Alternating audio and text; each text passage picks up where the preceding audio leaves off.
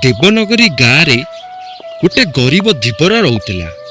कष्टे मष्टे नईरू माछ धरी तार परिवार गुजुराणा मेंटाउला। दिनकर कथा, सबुदिन भली धीवरटी नदी पठाकू जाए माछ धरिबा पाई। किंतु सेदिन तार जाल रे कौनसी माछटिए पड़िला नहीं। बहुत समय अक्लांत परिश्रम पर भी मध्य किछि पड़िला नहीं। 10 दिन धरी खाली हाथ रे फेरी फेरी घरे 3 प्राणी कुटुंब उपास।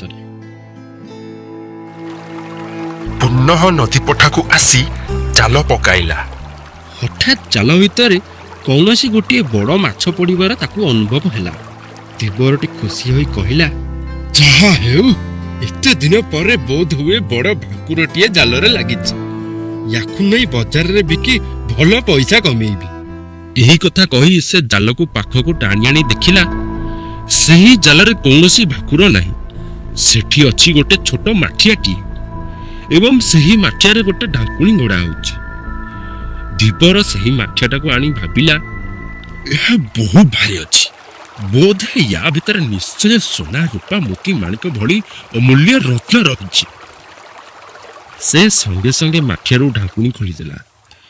देखिला हठात सही माठिया भीतर धुआं बाहरुछि। चारिआडे केवल धुआंमय होईगला। आउ सही धुआं भीतर एक राक्षस उत्पन्न होई कहिला, मते जे एथिरो मुक्त करिछि मु ताको खाइबे। दीर्घ 3 वर्ष धरी अखिया अफिया रहे मु बंदी थिले, आज मुक्त पाइले।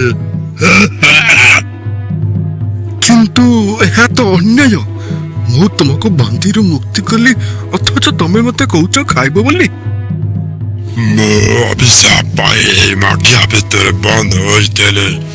शर्त थिला मते जे प्रथम वर्ष ए माठियारो मुक्ति करिबा मु ताको सोना रूपा कर बंगला सब देवी। आउ जे द्वितीय वर्ष मुक्ति करिबा ताको मु धर पृष्ठर सब सुख देवी। आउ जे तृतीय वर्ष मुक्ति करिबा ताको मु निजे खाइबे। यह जुक्तियुक्त कथा नुह। आमको एही प्रसंग रे 3 जन को पचारिबा पड़िबो। सेमाने जहा राय देबे सेया ही हबो।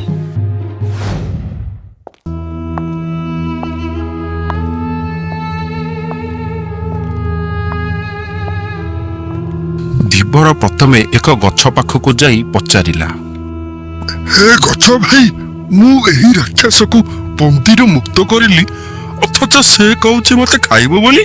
से ठीक कहिचे। मनीष जाति को विश्वास नाही। मनीष गोटे स्वार्थपर। मो पाखरु फल मूल खाई मो गछ छाई तले आश्रय नेउछंती। एही मनीष मानकु मु जन्मर मृत्युदय सब किछि जोगाउछि। शेषरे मते ही काटी मोर सर्वनाश करुछंती। तेणु मो मतरे से खाईदबा ही भल। धीवर सेठू निराशरे फेरी पहाड़ पाखकू गला। ताकू पचारिला, पहाड़ भाई मते ही राक्षस मारिबा को चाहूछ। मु ताकू बंदीरू मुक्ति कली पुनी। मनीष मो देहरु पत्थर काटी नहीं निजर स्वार्थ पूर्ण करिथाए। पुन ग्रेनाइट लगाई विस्फोरण करी रास्ता बनाए। देहरु अंग काटिला भली केते जे कष्ट सही ठिया होईथि सेमिति मु। तेणु तुमे मनीष मानकु विश्वास नाही।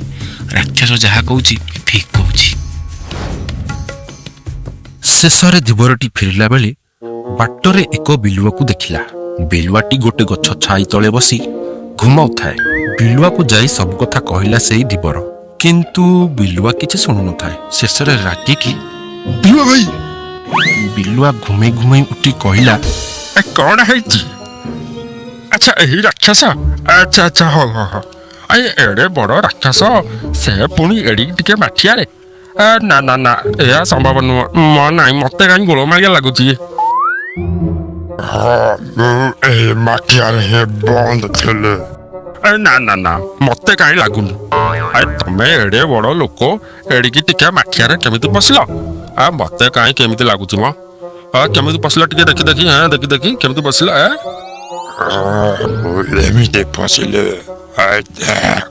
छोट रूप धारण करी ସେହି ମାଠିଆରେ ରାକ୍ଷସଟି ପଶିଗଲା। ସଙ୍ଗେ ସଙ୍ଗେ ବିଲୁଆ କହି ଉଠିଲା, ଆଇ ଧୀବର ଭାଇ ଜଲ୍ଦି ସେଇ ଢାଙ୍କୁଣୀଟିକୁ ଢାଙ୍କି ଦିଅ, ଜଲ୍ଦି କର ଜଲ୍ଦି। ଧୀବରଟି ସଙ୍ଗେ ସଙ୍ଗେ ସେହି ଢାଙ୍କୁଣୀଟିକୁ ଢାଙ୍କିଦେଲା। ଏବେ ତାର ଜୀବନ ରକ୍ଷା ହୋଇଗଲା। ନ ଜାଣିଥିବା ବସ୍ତୁକୁ ହାତ ମାରିବାର ଏହା ହେଉଛି ପରିଣାମ। ଶେଷରେ ଧୀବରଟି ମାଠିଆକୁ ନେଇ ଗହିରିଆ ନଦୀରେ ଫିଙ୍ଗିଦେଲା।